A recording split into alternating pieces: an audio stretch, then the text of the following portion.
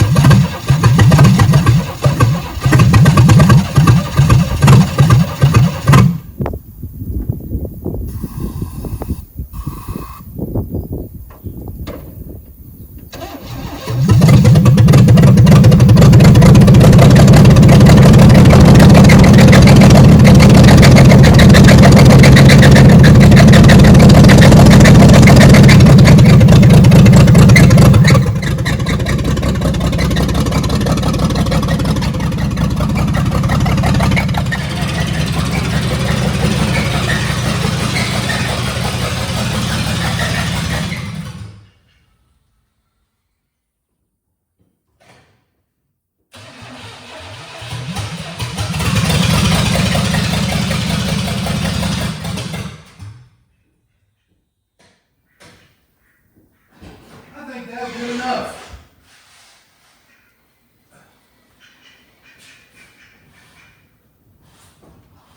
Back. Ooh, what is that? Is that water? Oh, it probably is. Because I got the heater hose off of it. Alright, there she is in all her glory.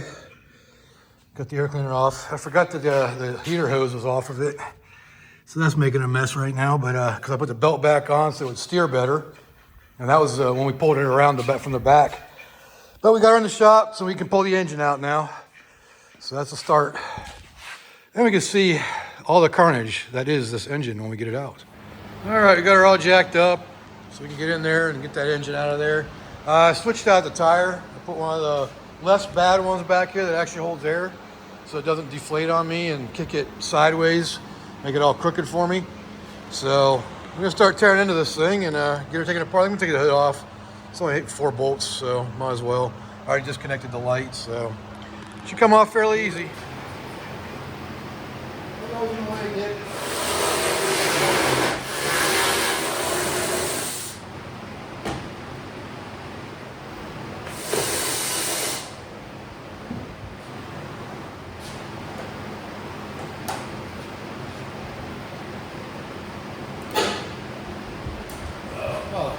A lot lighter than the truck, than the GMC's hood, that's for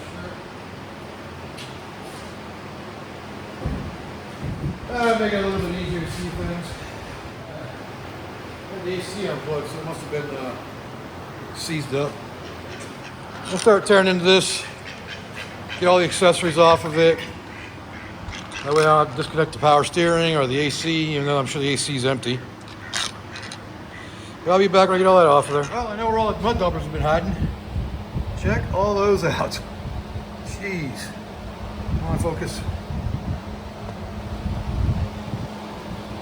Look at all that.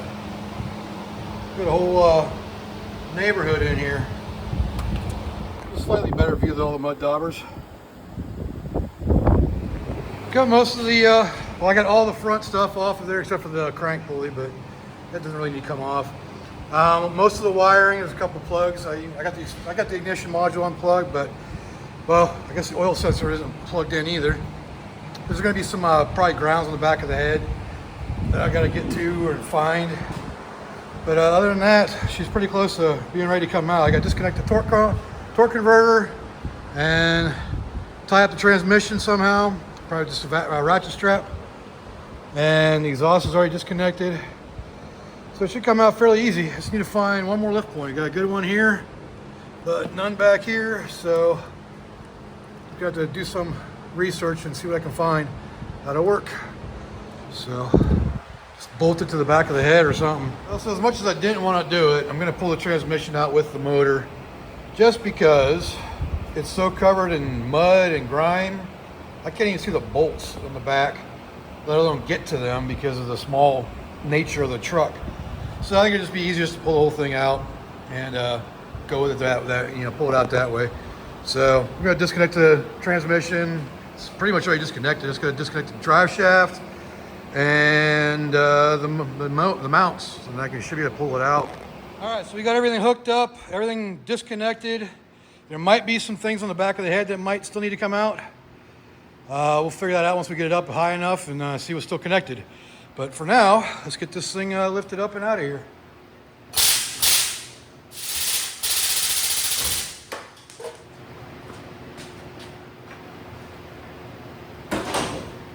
Wow. I think the motor mounts need to be replaced. What do you think? It just broke right off of there.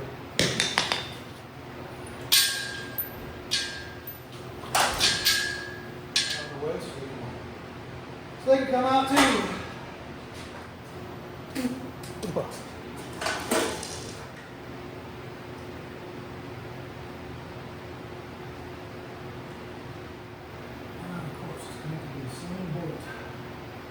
There's a dipstick too.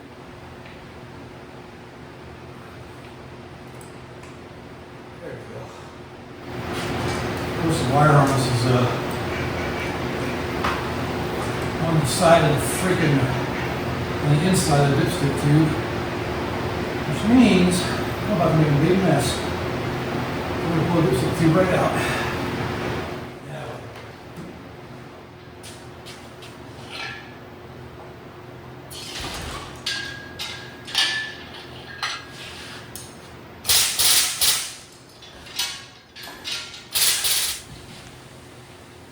I gotta take the pulley off.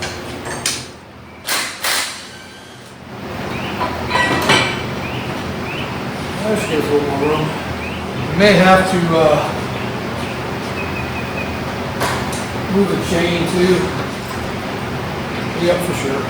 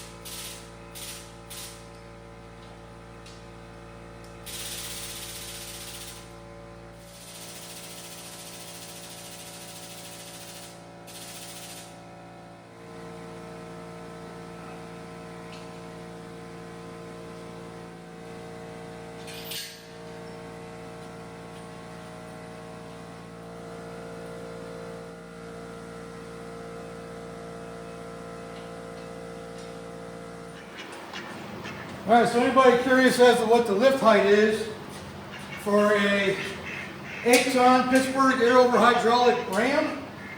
That's it right there. So how high is it? To the boom, we're looking at almost 8 feet. So it ain't too shabby. It's pretty good. I could have given a lot more lift if I was shorter chain too. Another thing I love from Harbor Freight are these little dollies. They work great for transmissions and even engines.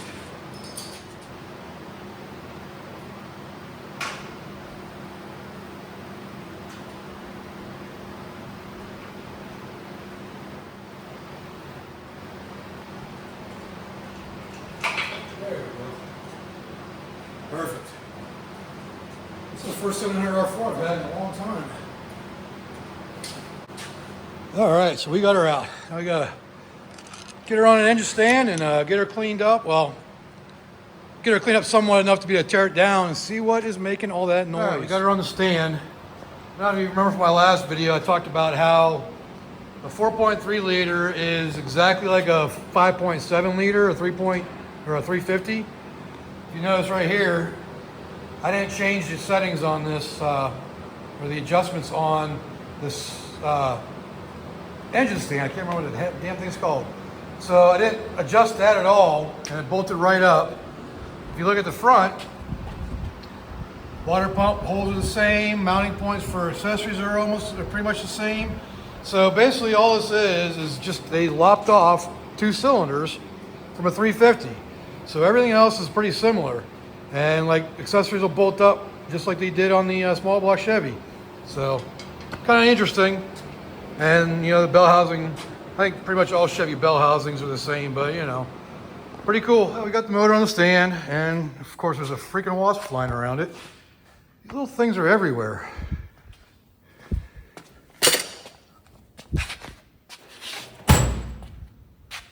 Where's my racket? I keep losing that stupid thing. I'm still recording. But anyways, engine's on the stand. Shop semi cleaned up so I can get the Mustang back in here for the evening. But I'm calling it a night. Although I might hunt down some more of these little freaking wasps before I go in. But anyways, tomorrow we'll pick this up and start tearing this thing down. I'm tearing this thing down right now, and I noticed that trying to get these bolts out, you can't get them out. So these motor mounts are so crushed, they're covering up the bolts for the mounts themselves. So I gotta tear it apart. That one likely fell apart as we were taking the motor out. But I gotta make this thing separate itself in order to get those bolts out because it's crushed so much. This side's even worse. You can't even see that bolt.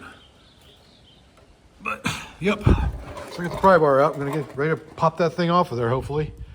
All right, we're down to the last 2 bolts of the oil pan. See what we see when we get that thing off there. See, just like a small block Chevy. Last one.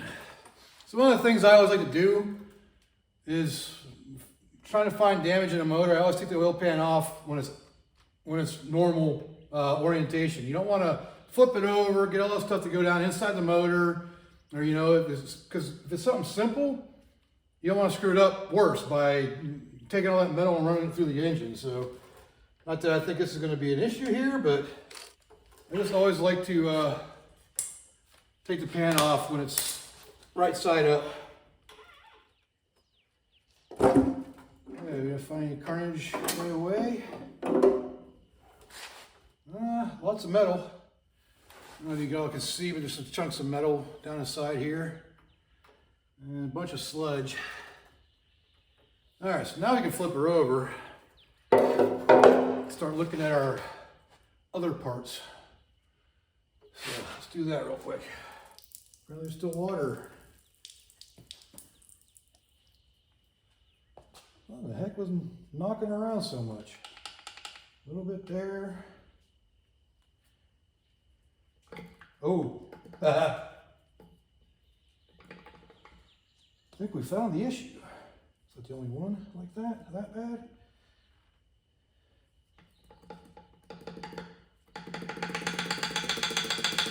That could be an issue.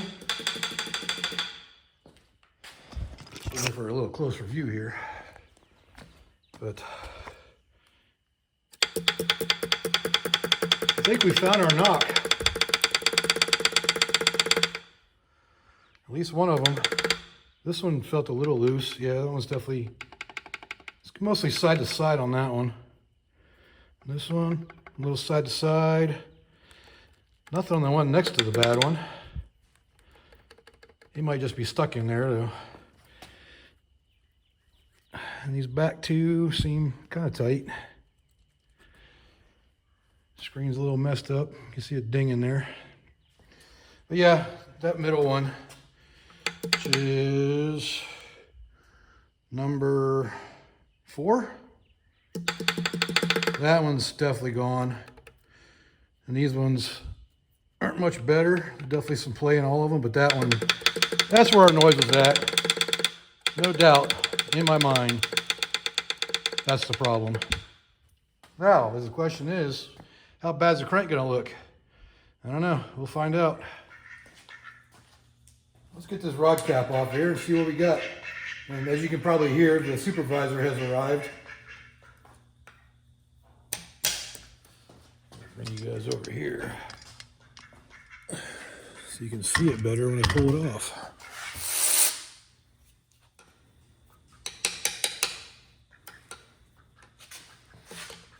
goes.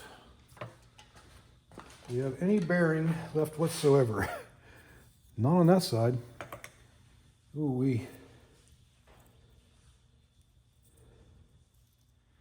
Look at that.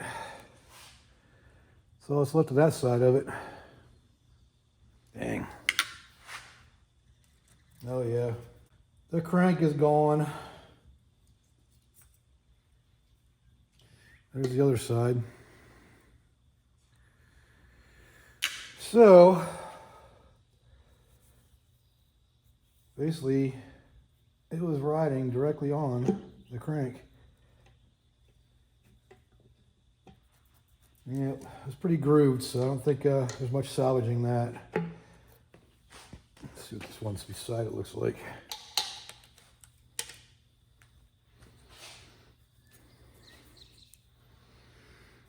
Ain't much left of that bearing either.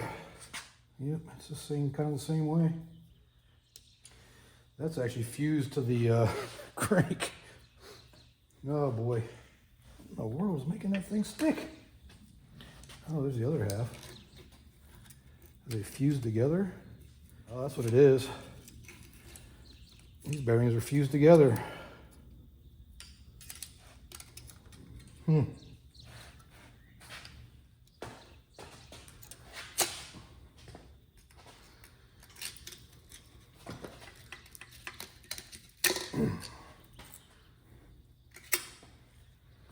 Yep, those are destroyed as well.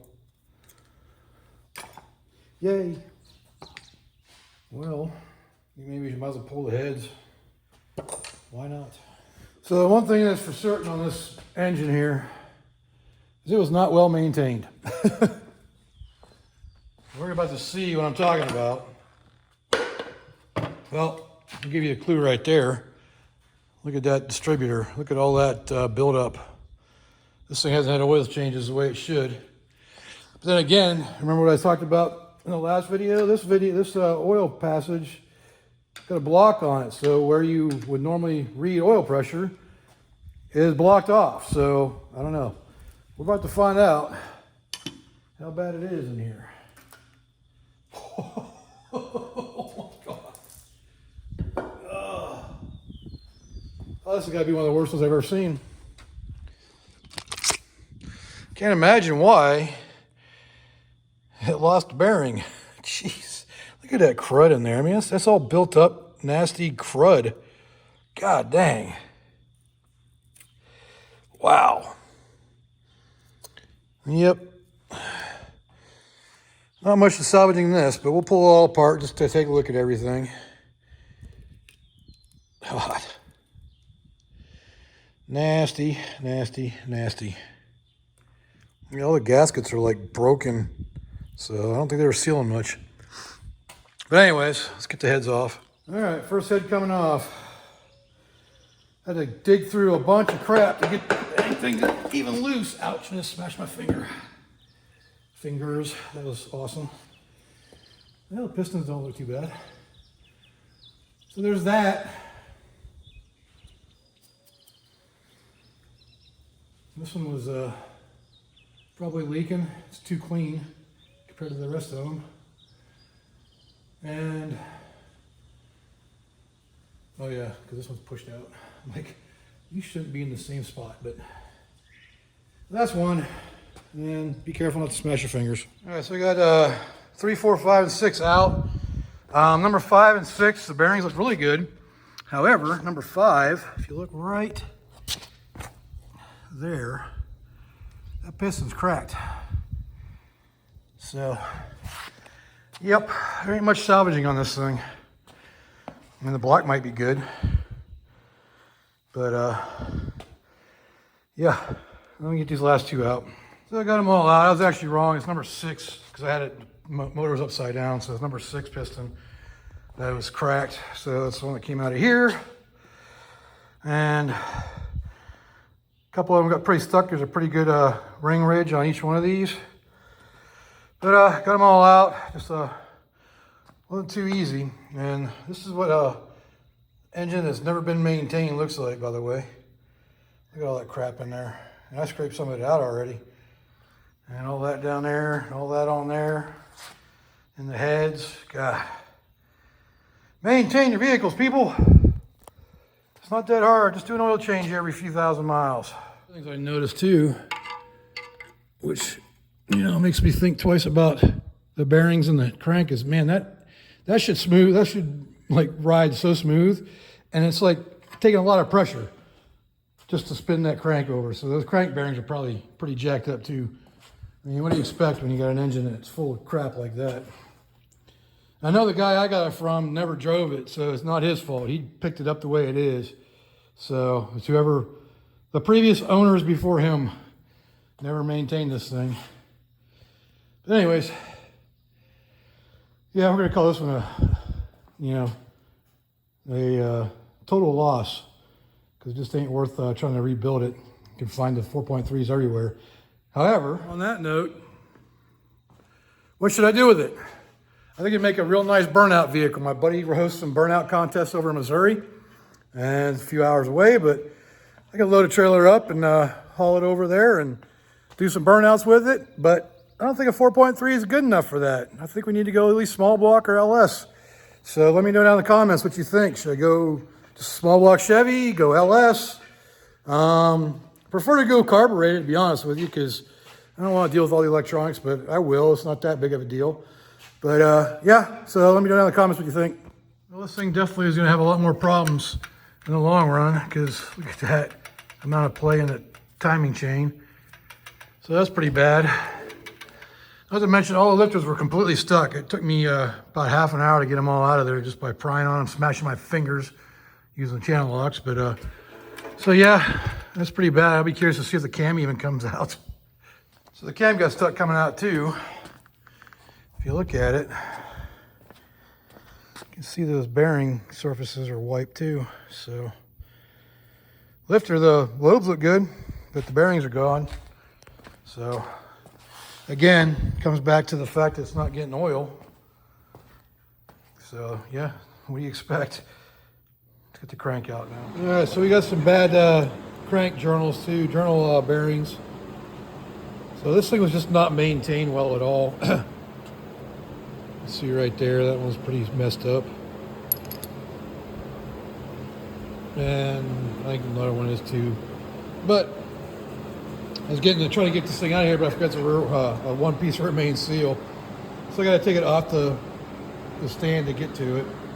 But yeah, it's pretty much down to nothing now. Cam's out. We saw that. It's got a bad, the bearings on it were bad too. So yeah, this motor is just toast.